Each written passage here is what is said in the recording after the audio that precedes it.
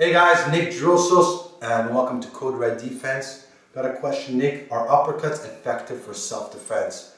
I actually like uppercuts. When I spar, I throw a lot of uppercuts because I like that they're like inside and sneaky. And they're, if you know how to generate a lot of power from the hips, there's a lot of damage that you could do. Now, again, when we're looking at throwing an uppercut in the street, I'm going to look at it going from a preemptive strike. So if I'm here and he's talking to me, I'm going boom, this way.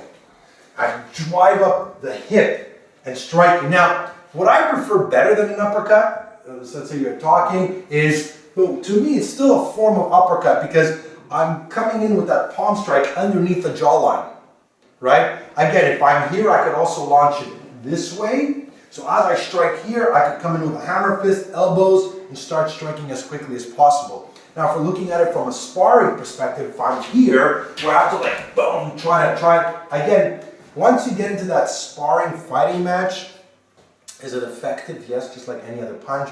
Is it a little bit harder to launch that uppercut and knock the person out? Yeah, you gotta have boxing skills. You definitely have to do it. But if you wanna launch it from a natural position, when you're talking to your attacker, you could just bring it here and just boom, pop it this way. Okay? Or again, from a belly stance. But again, instead of doing this, I'd rather come up underneath the jawline with the palm at the same time. But at the end, like I tell people, there's this big debate, do I punch or palm? I go, guys, whatever floats your boat. You want to punch? Punch. You want to palm? Palm. Just know that when you punch, you might bust your knuckles.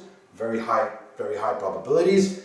And you're limited with how many strikes you can follow. Whereas with a palm, I can eye gouge, I can strike the throat, I could neck crank, I could have a much quicker release and a better follow through.